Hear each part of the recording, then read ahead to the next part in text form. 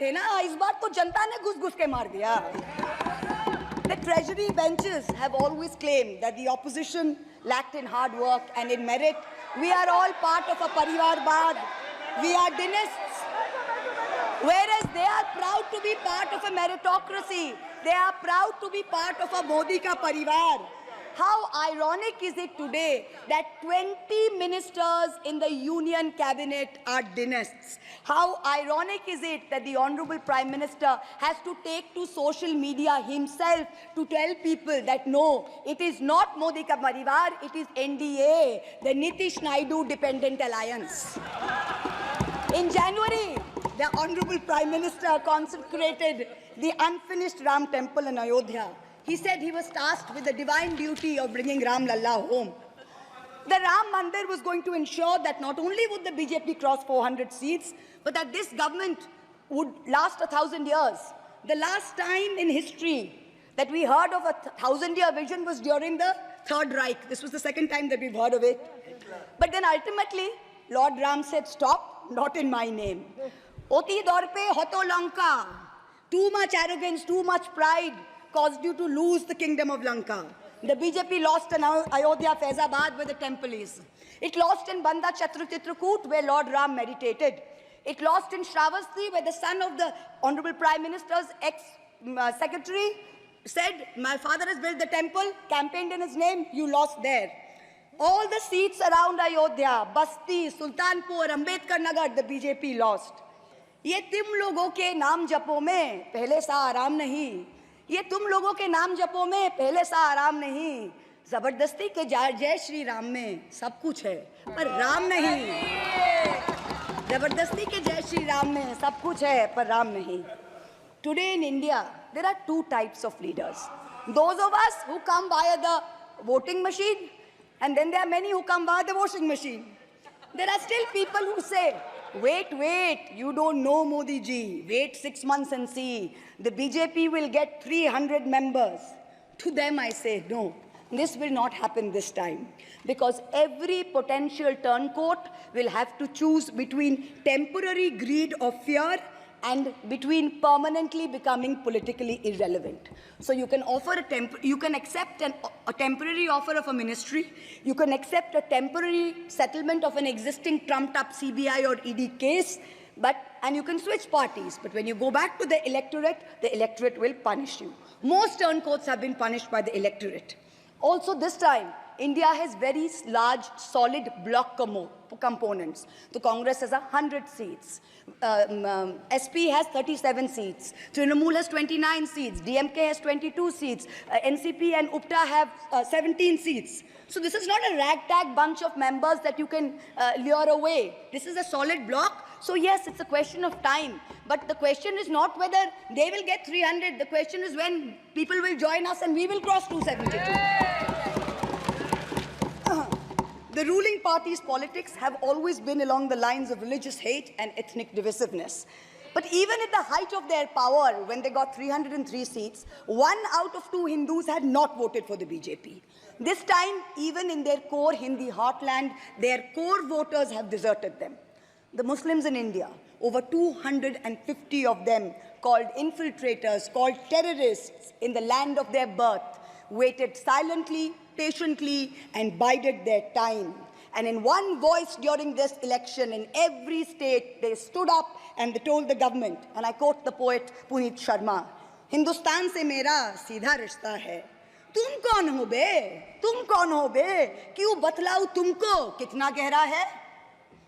The Dalits, whom the BJP paid lip service to for so many years, realized that even the talk of 400 seats meant that Baba Sahib Ambedkar's constitution was in danger, and they deserted the party.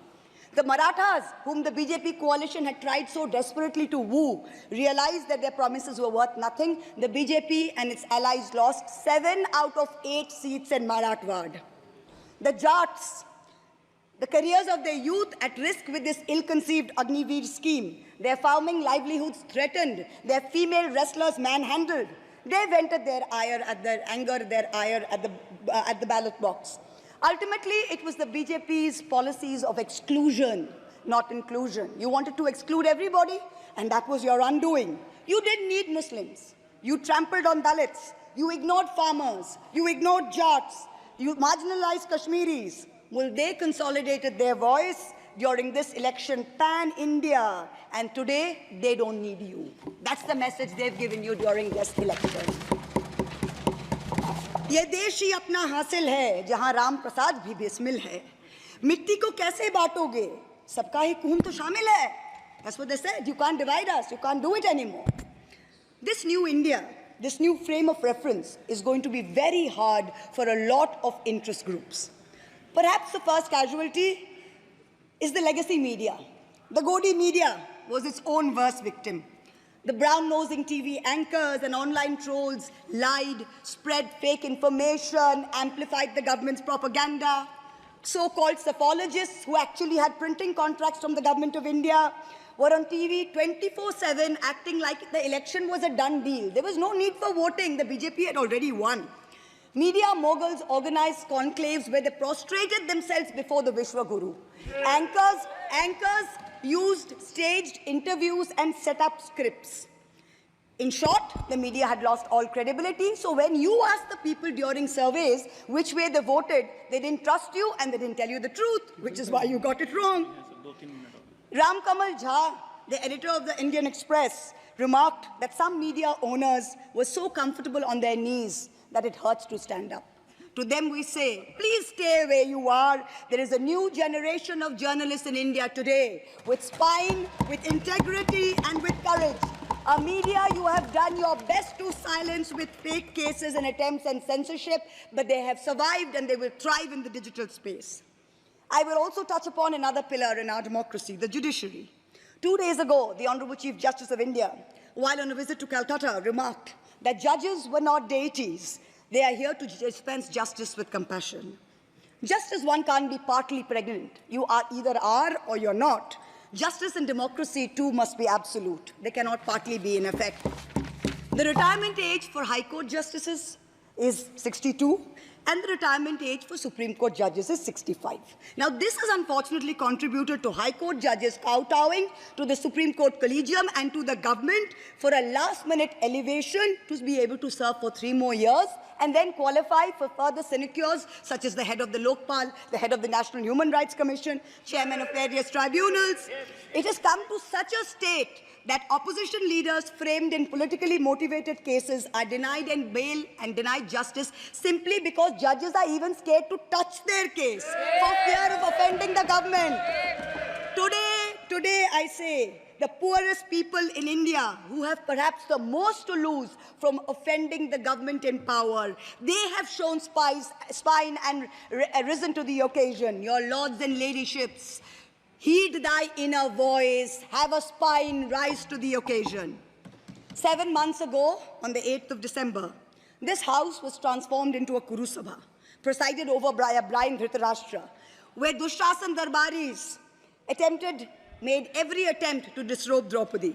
The ethics committee that voted to recommend my expulsion on the 9th of November, they voted 6-4, had 10 members and 1 chairperson.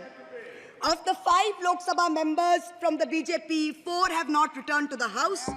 The chairperson, a BJP member, has also not returned. The Congress turncoat from Punjab who voted against has also not returned. The BJP lady MP from Maharashtra who started the debate in the House on behalf of the BJP has also lost.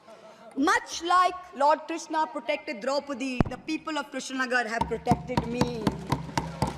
In the last year, a lot of people look at me and say, oh, Mahua, you must have lost a lot. You lost your membership, you lost your house. And by the way, I also lost my uterus due to a surgery. But you know what I gained? I gained what Rahulji said, the freedom from fear. I do not fear you.